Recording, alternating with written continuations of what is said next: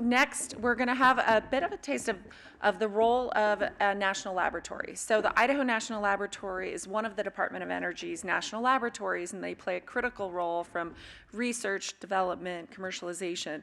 And they're a real partner here in our region. We're at the edge of the grid, and we partnered with the Idaho National Laboratory to do what's called a digital blueprint, to really understand our grid and where our weaknesses are, where our opportunities are, to deploy solar and storage and other microgrid-related technologies to strengthen our own resilience. And so I'm very pleased to have Dr. John Wagner with us. He's been laboratory director since 2020, been at the lab since 2016, previously was at Oak Ridge National Laboratory. We'll have a quick case study from Dr. Wagner, and please join me in welcoming him to the stage. Thank you.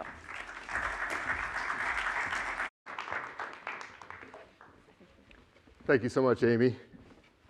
Get out of this light a little bit. It's an absolute pleasure to be here. I really appreciate Amy and the forum giving me an opportunity to be here to talk to you today.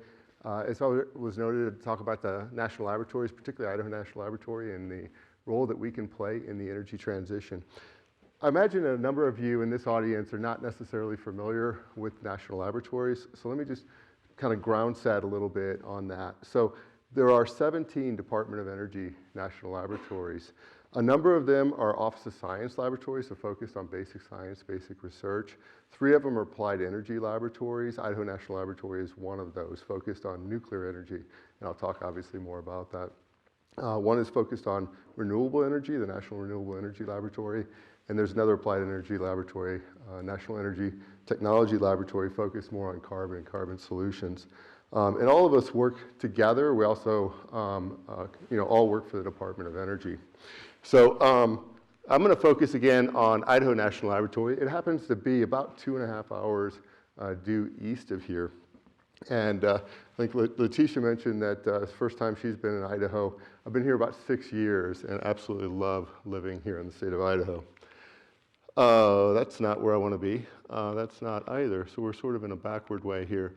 So let me first start, and with this audience, I probably don't need to talk as much about these images, but these images across the top are things that are all too frequent now in our lives, and something that we directly think about in terms of the work that we do, the research that we do. You know, obviously wildfires, damage to critical infrastructure from severe weather events. In the middle, we have an image from the cold snap in Texas last February, a year ago February, where between 250 and 750 lives were lost as a result of loss of power. The fourth image there, gas lines. So we have a significant cybersecurity capability. That actually, those gas shortages are a result of the Colonial Pipeline hack. And then last, but certainly not least, the unprovoked attack of Ukraine by Russia has made us all think differently about energy dependency, energy security, where our energy is coming from a national security perspective. So what do we do at the Idaho National Laboratory? I'd like to just maybe focus on our vision. Our vision is to change the world's energy future and secure our critical infrastructure. We have about 5,400 employees, and that is our focus every single day. That's what drives us, that's what motivates us. So then what does that mean? How do we do that? So it's clean energy and national security. Clean energy is primarily our foundation for clean energy, and our research is nuclear energy, but how nuclear works with other clean energy sources.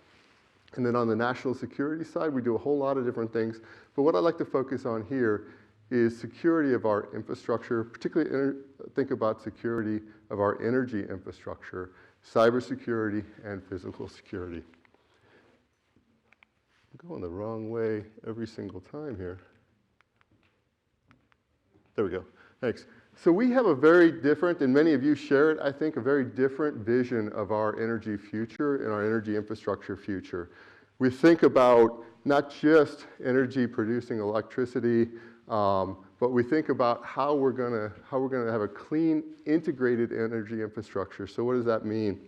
That means how things like baseload energy with traditionally baseload nuclear will work with intermittent sources like wind, solar, and so forth, how they will all work in an integrated way, and how we will make that all secure given all the control systems in our energy infrastructure.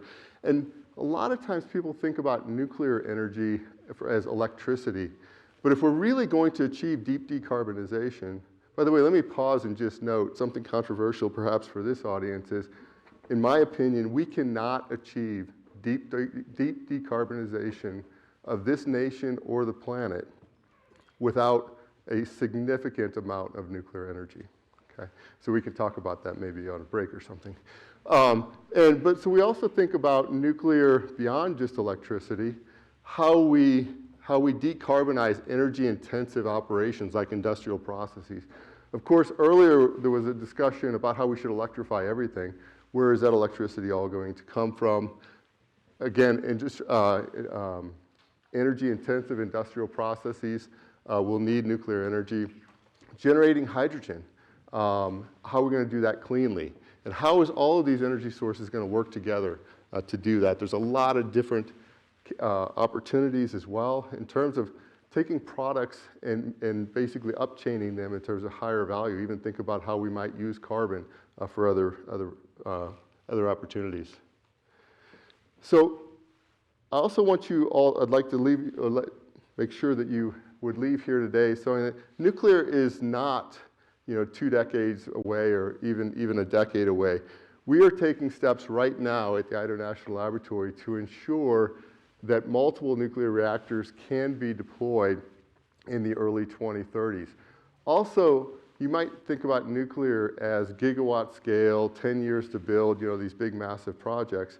But what we're seeing is a lot of interest in very, very small nuclear systems. So think about a system, or think about maybe from the perspective of a need. A remote community in Alaska or Canada is currently reliant on diesel fuel. Remote mining applications, international cargo shipping, all of these are very carbon intensive applications that only need a relatively small amount of power. Think about a megawatt.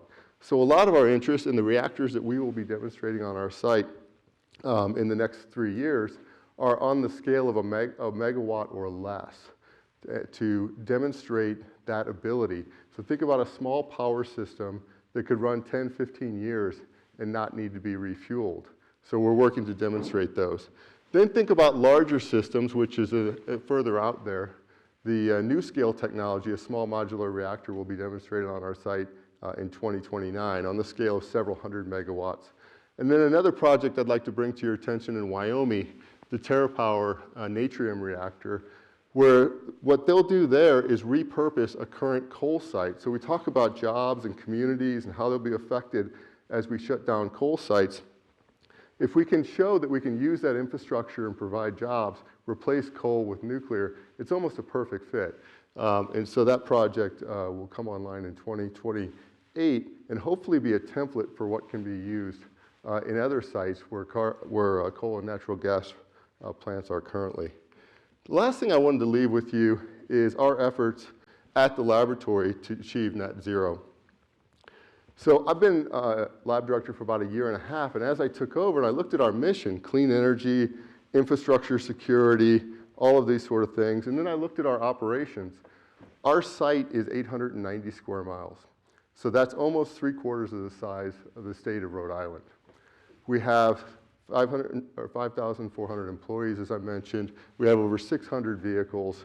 We have over 300 buildings. So we have a landfill. We have all the kinds of issues that various companies, cities, even states have to deal with as they figure out how they're going to significantly reduce their carbon. So it just made perfect sense that we align our mission with our operations and work towards achieving net zero for our operations within 10 years. So for that 10 years we announced last year, so that correlates to 2031.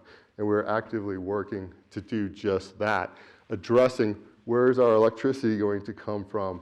And of course, our plan is that it will come from partly nuclear, but nuclear on a microgrid with other clean energy options. We have the opportunity on our site for potentially geothermal, wind and solar to go with our nuclear and create a secure, clean microgrid to power our operations that then can be, these solutions can then be transferred, adopted by others who are wrestling with the very same challenges in terms of decarbonizing their operations. I'd like to note that our net zero director, the person in charge of it for us, John Z. Kandasamy is in the audience. I encourage you, if you're interested in such things, to meet with her. Also, our National Security Associate Laboratory Director, Zach Tudor, is also in the office, or in the audience. And so if you think about critical infrastructure security, he's a great person to talk to as well. And then last but not least, Corey McDaniel, our Industry Engagement Director, who's working with us. All of these things that I talked about, by the way, all involve partnerships. Partnerships with private companies, partnerships with communities and cities, and partnerships with other national laboratories. We'd love to partner with you and work together on how we achieve these deep decarbonization through technology. Thank you.